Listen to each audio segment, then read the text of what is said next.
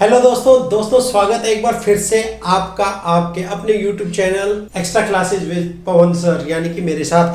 तो बच्चों आज की वीडियो में हम अपनी जो जीके वाली जो हमने एक सीरीज स्टार्ट की हरियाणा जीके की उसको आगे बढ़ाते हैं।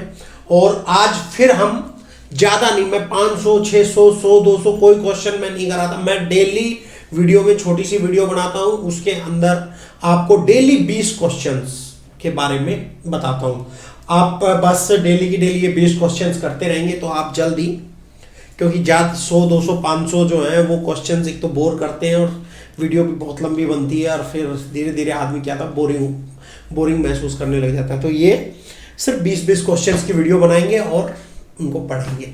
तो चलिए आज की वीडियो स्टार्ट करते हैं और जानते हैं 20 most important question of Haryana GK. Haryana GK से रिलेटेड 20 मोस्ट इंपॉर्टेंट क्वेश्चन है बच्चों। ये मैं सिर्फ वो क्वेश्चन छाड़ता हूं जो एग्जाम में बहुत ज्यादा बार रिपीट होते हैं और आगे भी रिपीट होने की उम्मीद है। तो आप सबकी देख रहे हैं, वैसे ये 20 क्वेश्चंस भी आप अपने दिमाग में बैठा लीजिए इस मेरी वीडियो के माध्यम से। तो चलिए शुरू करते हैं। तो सबसे पहले जानते हैं कि अंतरराष्ट्रीय क्राफ्ट मेला कहां लगता है। बच्चों मैं आपको बता दूं, अंतरराष्ट्रीय क्राफ्ट मेला लगता है सूरजकुंड में। सूरजकुंड में लगता है। और सूरजकुंड जो पड़ता है ना बच्चों, वो पड़ता है कहां? फरीदाबाद डिस्ट्रिक्ट में। कहां पे? फरीदाबाद डिस्ट्रिक्ट में पड़ता है सूरजकुंड। अंतरराष्ट्रीय क्राफ्ट मेला कहां लगता है? सूरजकुंड में। और वो पड़ता कहां? फरीदाबाद डिस्ट्रिक्ट में। तो चलिए आप आगे बढ़ते हैं। और ये कब से कब तक लगता है? ये एक बहुत बड़ा क्वेश्चन आता है कि ये सूरजकुंड क्राफ्ट मेला जो है ये कब से कब तक लगता है। तो मैं आपको बता दूं, ये लगता है बच्चों 1 फरवरी से लेके 15 फरवरी तक। 15 फरवरी तक ये लगता है। हर साल 1 फरवरी से लेके 15 फरवरी तक ये सूरजकुंड क्राफ्ट मेला लगता है। इसके अंदर ना देश विदेश से और भारत के कोने कोने से जो है लोग आते हैं। वो अपने हस्तकला, अपनी कला, वास्तुकला, अपनी कल्चर है, हस्तकला है, अपने प्रोडक्ट लेके आते हैं, वो बेचते हैं, यहाँ दिखाते हैं। मतलब आपको क्राफ्ट इसीलिए इसको बोलते हैं कि इसमें हाथों से बनी हुई चीजें जो है वो ज्यादा बिकती हैं। और यहाँ इस मेले में आपको देश विदेश के लोग मिलेंगे जो आपको अपने रंग बिरंगे कल्चर और रंग बिरंगी जो हाथों से बनी हुई वस्तुएं हैं वो आपको दिखाते हैं, वो आपको देखने को मिलेगी। तो चलिए अब आगे बढ़ते हैं। अब जो अपना दूसरा क्वेश्चन है वो है सुल्तानपुर नेशनल पार्क किस जिले में है। तो बच्चों सुल्तानपुर नेशनल पार्क जो है वो है गुड़गांव जिले के अंदर। गुड़गांव में है सुल्तानपुर नेशनल पार्क। ये जो सुल्तानपुर नेशनल पार्क है ये बेसिकली एक बर्ड सेंचुरी है। ये क्या है? बर्ड सेंचुरी है। यहाँ पे ठंड के मौसम में देश विदेश से जो है पक्षी आते हैं, हजारों किलोमीटर का सफर तय करके वो यहाँ आते हैं। और जब ठंड का मौसम होता है तो यहाँ एक अलग ही रौनक होती है। यहाँ एक बहुत बड़ी झील है जिसमें ये पक्षी जो रहते हैं विहार करते हैं, यानी पक्षी विहार टाइप में है ये। और यहाँ पे जो है बहुत से सैलानी आते हैं इसके सर्दी के मौसम में, जो इनके पिक्चर्स वगैरह लेते हैं। और यहाँ घूमने का बहुत अच्छा जो है पार्क वार्क और एक बढ़िया picnic spot, 1 day picnic spot ये भी बनाया भी हुआ है। तो ये क्वेश्चन था अपना कि सुल्तानपुर नेशनल पार्क किस जिले में है। तो वो है गुड़गांव जिले में है Sultanpur national park. Gurgaon bus stand से थोड़ी दूरी पे पड़ता है। चलिए अब आते हैं आगे। कलेसर राष्ट्रीय उद्यान किस जिले में है। तो दोस्तों कलेसर राष्ट्रीय उद्यान जो है वो यमुनानगर डिस्ट्रिक्ट में है। और यमुनानगर डिस्ट्रिक्ट जो है यमुना नदी के नजदीक है। और वहां पे जो बांध बना हुआ है यमुना नदी पे, जो हमने लास्ट वीडियो में भी बताया था, हथनी कुंड बांध जो है बैराज जो है वो यमुना नदी पे बना हुआ है। कौन सा बांध बना हुआ है यमुना नदी पे? हथनी कुंड। हथनी कुंड बैराज जो है यमुना नदी पे बना हुआ है। तो ये भी एक बहुत बड़ा जो है राष्ट्रीय उद्यान है और अच्छा खासा पॉपुलर है हरियाणा के अंदर। ये भी एक अच्छा पिकनिक स्पॉट भी है और आप इसमें जाके अंदर जो है सफारी वगैरह भी कर सकते हैं। अब बात आती है अपने चौथे क्वेश्चन की, गिद्ध संरक्षण एवं प्रजनन केंद्र। क्या? गिद्ध संरक्षण एवं प्रजनन केंद्र हरियाणा में कहां स्थित है। तो बच्चों हरियाणा में जो ये स्थित है वो है किसमें? पिंजौर में। पिंजौर कहां पे है? ये है पंचकुला के अंदर। पंचकुला के अंदर है पिंजौर जो है पंचकुला डिस्ट्रिक्ट में है। और वहां पे क्या स्थित है? गिद्ध संरक्षण एवं प्रजनन केंद्र। क्या जो गिद्ध थी बच्चों वो क्या है दोस्तों की कम हो गई हैं, उनको मतलब आजकल देखने को मिलती ही नहीं है हरियाणा के अंदर। तो वहां पे ये एक जो केंद्र बनाया गया है जिसके अंदर गिद्ध को संरक्षण करने के लिए और उनको प्रजनन करने के लिए गिद्ध को ही जो है ये केंद्र बनाया हुआ है। चलिए अब आगे बढ़ते हैं और अपना अगला क्वेश्चन क्या है कि मोर और चिंकारा प्रजनन केंद्र कहां स्थित है। तो बच्चों मोर और चिंकारा प्रजनन केंद्र स्थित है झाबुआ रेवाड़ी में। रेवाड़ी डिस्ट्रिक्ट में झाबुआ एक जगह है, वहां पे स्थित है क्या, मोर एवं चिंकारा प्रजनन केंद्र। अब जो अपना छठा क्वेश्चन है वो आता है मगरमच्छ प्रजनन केंद्र कहां स्थित है।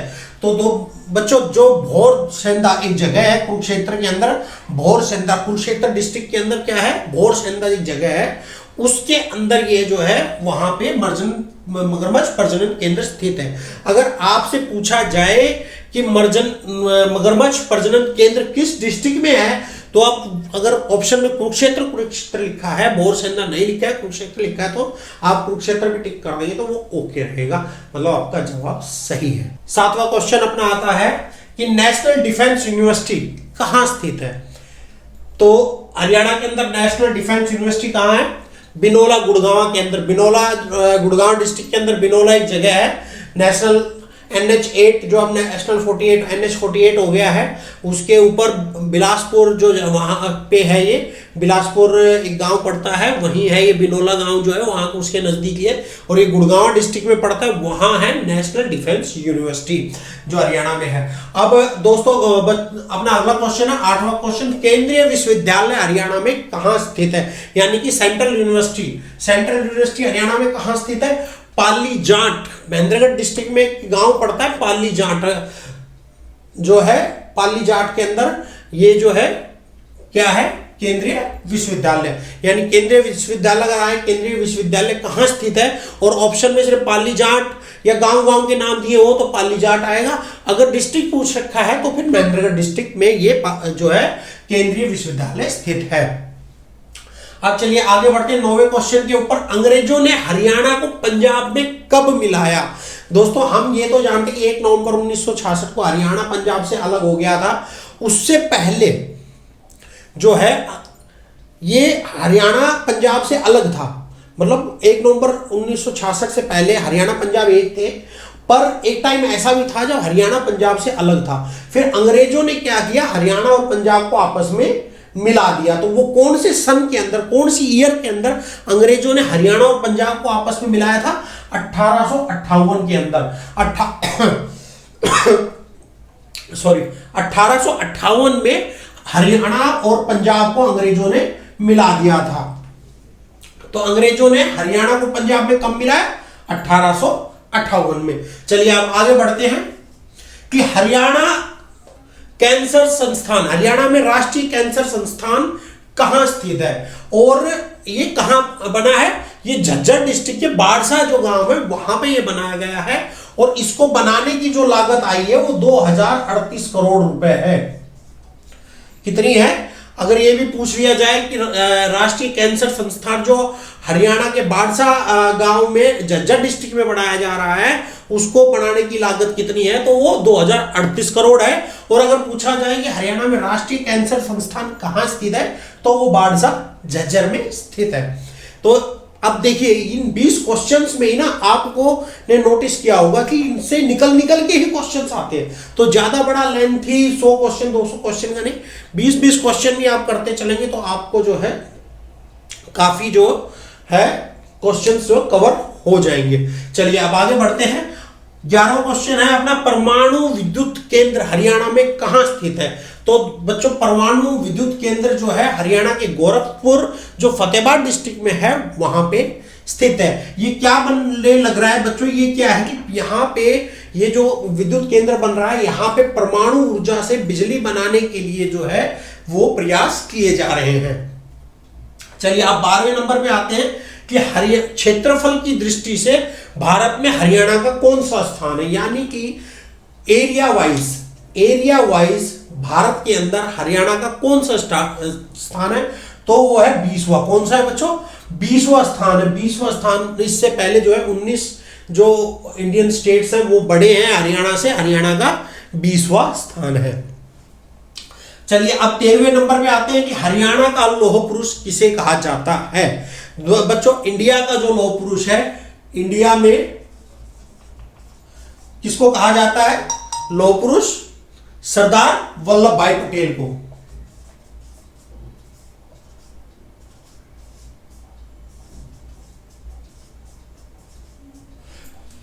ये हो गया इंडिया का लौह पुरुष सरदार वल्लभ भाई पटेल। बट अब हम पूछ रहे हैं क्या हरियाणा का लौह पुरुष कौन है?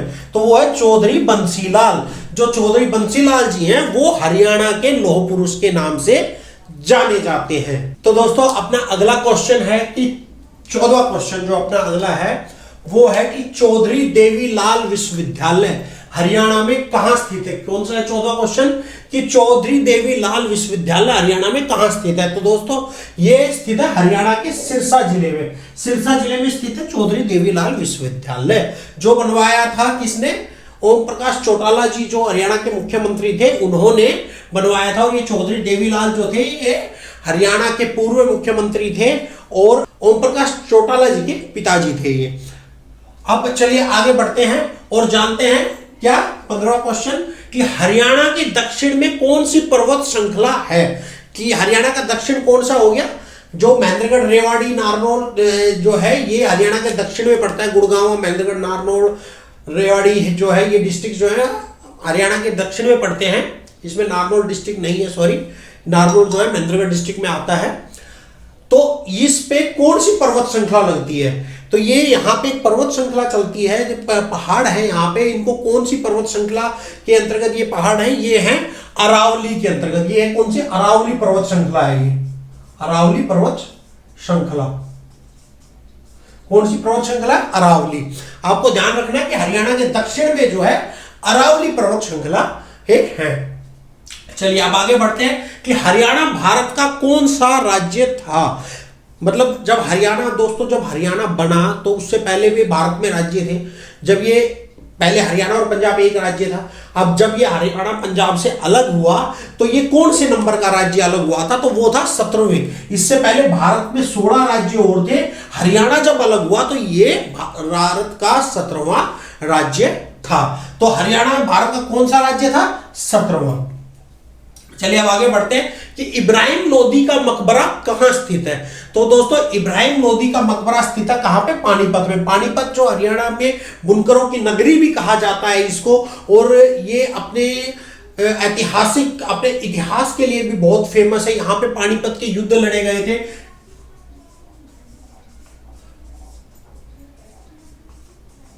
युद्ध लड़े गए थे यहाँ पे, 3 युद्ध लड़े गए थे। पानीपत के कितने युद्ध लड़े गए थे? 3 युद्ध।